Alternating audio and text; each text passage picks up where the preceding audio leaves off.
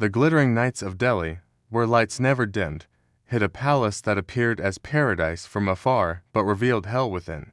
Its corridors didn't echo with political debates. They echoed with screams, pleas for mercy, and the sounds that bore witness to humanity's death. Under his rule, India's elite discovered a new terror where fathers were forced to auction their daughters' purity, and husbands were compelled to applaud as their wives were humiliated like some twisted spectacle. This wasn't random madness. It was deliberate, a calculated system where cruelty was no exception but daily routine. Every horror had a price tag, an entry number, and a procedure. Through this mechanism, the world's greatest democracy bowed before a machine of organized depravity. To understand how India reached this abyss, we must rewind to the moment a smiling young man was hailed as the nation's great hope.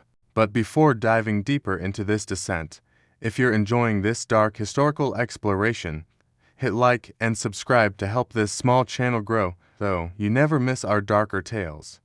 He was the son of a VIP, born to a legendary general revered by the armed forces as a god. His name was Gaius Julius Caesar Germanicus, but from childhood, wearing little soldier boots in camps, everyone called him Caligula. His ascension was seen as a miracle. People celebrated for 100 full days. To the masses, he represented the continuation of a dynastic legacy. Senators finally breathed easy after the suffocating paranoia of the previous ruler. No one imagined this charismatic, educated, charming youth would mastermind the most structured system of moral corruption in history. His early life blended privilege and trauma. Raised in military camps where soldiers worshipped his father, he also witnessed imperial politics' dark side, his father's suspicious poisoning, mother's exile, brothers executed or imprisoned. He survived by playing harmless the fool, the non-threat. Living in the previous ruler's palace taught him survival depended on deception, and he became its master. Upon taking power, everything seemed promising. He slashed taxes, freed political prisoners, staged spectacular games, improved infrastructure, built canals, repaired roads, rewarded the forces. Delhi adored him. Women scattered flowers in his path. Children sang praises. Senators, who later trembled at his footsteps, vied for his attention. It felt like a golden age after years of fear. With the prior ruler isolated on his island, this one mingled with people, joined festivals, dined with senators. Approachable, generous, almost divine in popularity. People truly believed the gods had granted the perfect leader. Then everything shattered. In autumn 2020, a mysterious illness struck.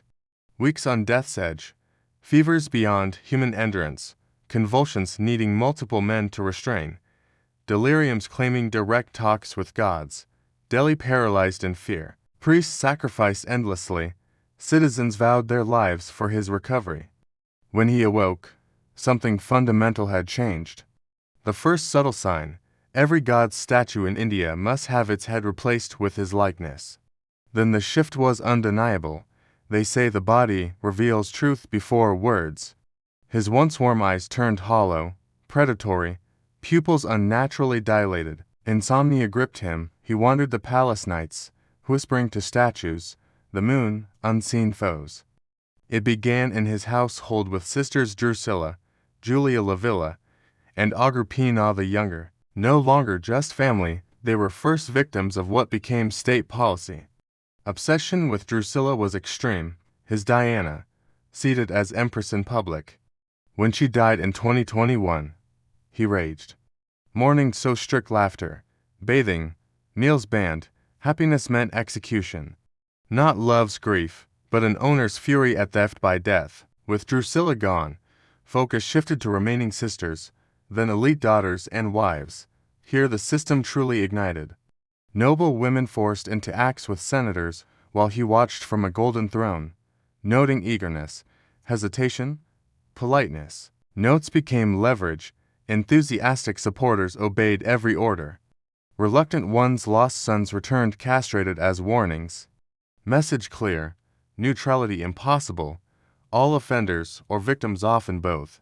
Physician Lucius Scriber's hidden writings, buried centuries near ruin sites, detailed exams of noble women and girls for fertility, endurance humiliating, before the ruler, with degrading questions, not spontaneous bureaucratic, precise as a census.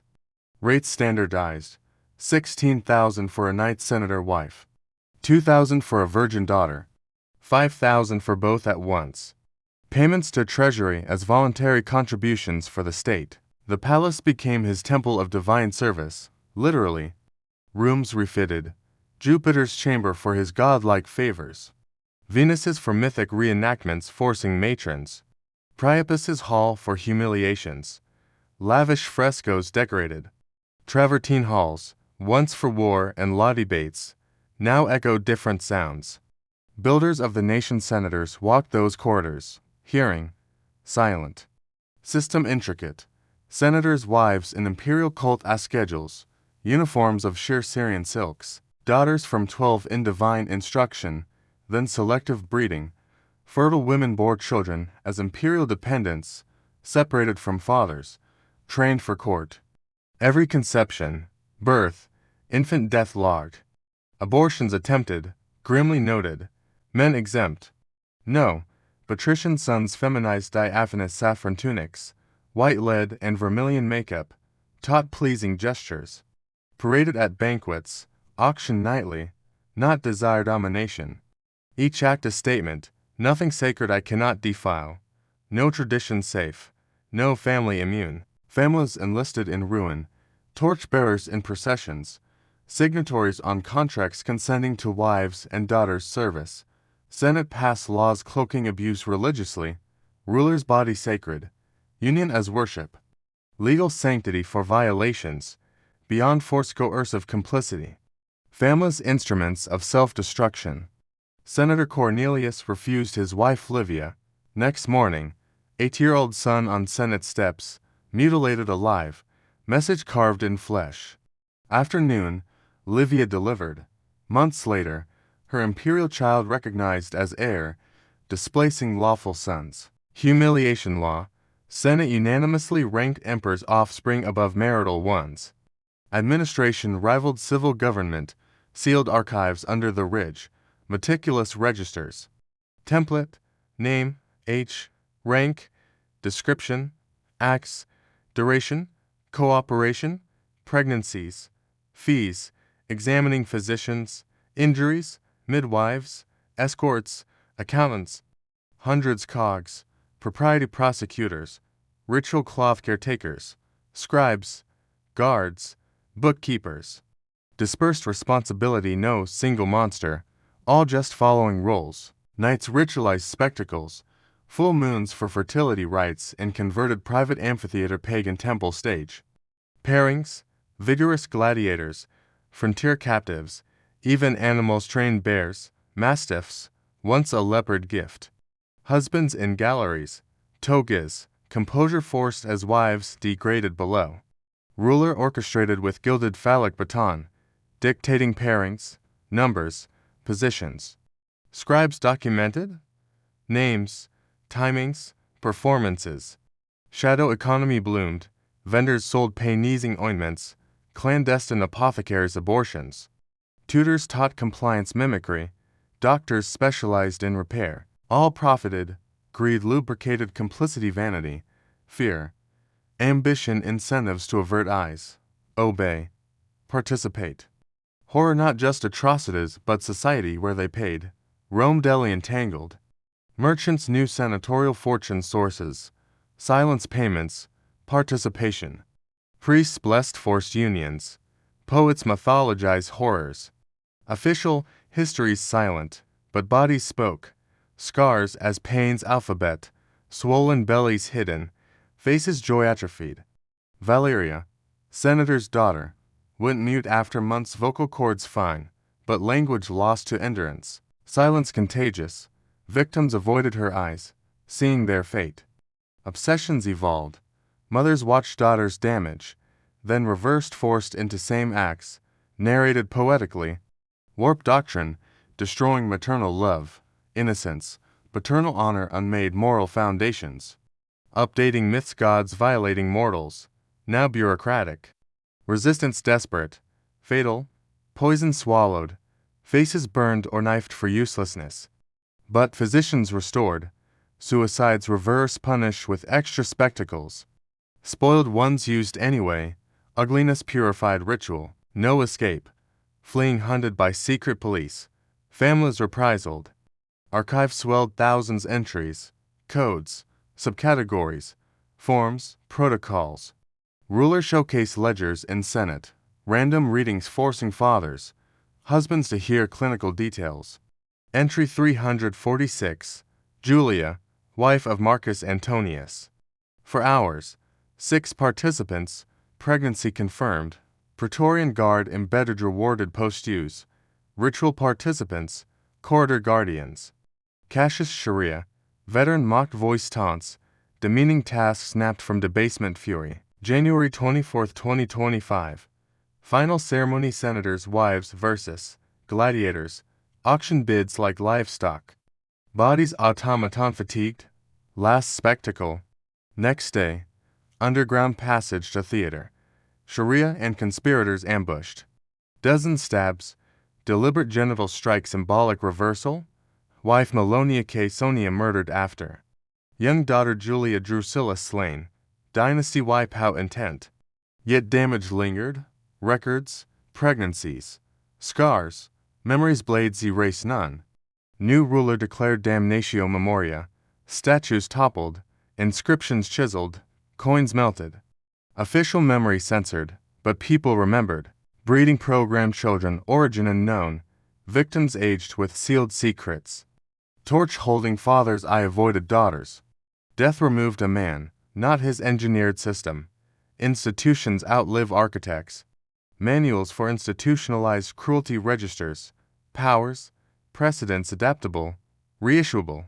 Echo damning. Same hands holding ritual torches applauded murder. Empire outwardly advanced, inwardly wounded. Mark children, secret-carrying women, compliance justifying men dark inheritance. He didn't just indulge depravity. He wrote the manual for turning atrocity into governance. And manuals, once written, never truly vanish. The glittering knights of Delhi never truly slept, but beneath the neon veil, the palace corridors pulsed with a different rhythm, not debates, but muffled cries and whispered bargains for mercy. Under his iron rule, India's elite learned a terror beyond bullets or bribes, fathers auctioning daughters' innocence, husbands clapping as wives were paraded in degradation, all scripted like a nightly tamasha. This wasn't chaos, it was a machine oiled, logged, and monetized. Every violation stamped with a code, a fee, a treasury entry. The world's largest democracy knelt to organize depravity. Rewind to the smiling heir, son of a VIP general idolized by the forces. Nicknamed Little Boots from camp days, his rise in 2020 felt miraculous. Celebrations raged 100 days. He slashed taxes, freed dissidents, built canals, rewarded troops. Delhi showered him with flowers. Senators dined at his table, a golden dawn after paranoia. Then the fever hit autumn 2020. Delirium, convulsions, divine visions. Recovery changed him, eyes predatory. Nights wandering naked, planting destiny in palace soil. It started with sisters Drusilla, his obsession, seated as empress. Her 2021 death unleashed bans on joy. Happiness meant death, grief, no possessive rage.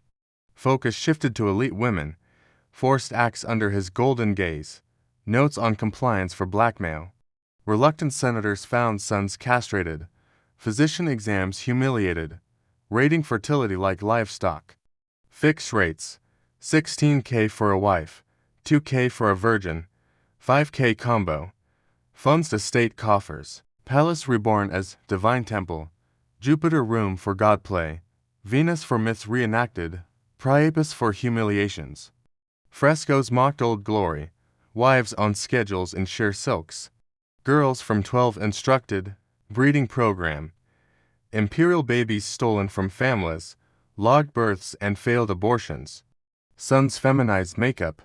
Auctions at banquets. Domination, not lust, nothing sacred I defile.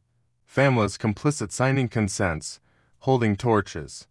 Laws sanctified it, his body holy, union worship. Senator Cornelius refused. Son mutilated on parliament steps, wife delivered by evening.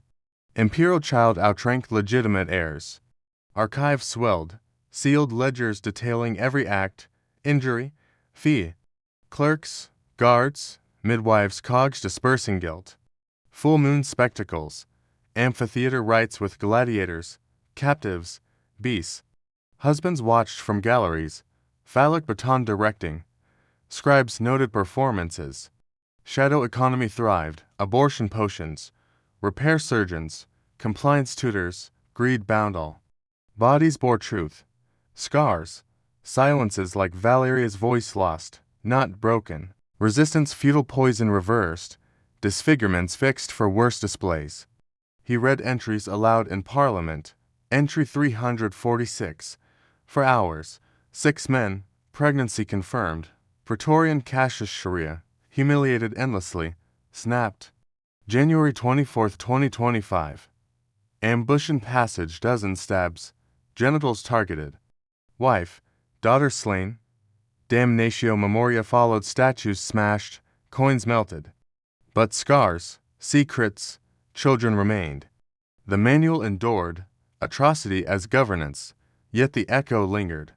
Same hands that torched rituals applauded assassination.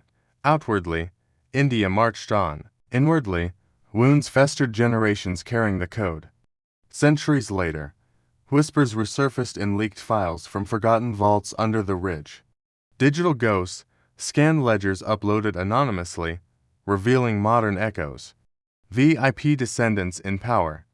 Rituals reborn in private farmhouses coded as networking retreats. Fees now in crypto. Victims from modeling agencies or border traffic. Breeding. Designer heirs via surrogates. DNA logged in cloud archives. One survivor, granddaughter of a silenced matron, broke the chain in 2040, hacking the system. She broadcast redacted entries. Live millions watched clinical horrors. Protests erupted. Old guardians fell. But the machine adapted, rebranded elite wellness programs. Even today, in Delhi's glittering nights, corridors still whisper. Manuals don't die, they update. Power learns. Defile systematically, profit eternally. The little boot's shadow stretches, reminding that depravity, once bureaucratized, outlives empires. And somewhere, a new smiling heir plants destiny in hidden gardens, waiting for the fever.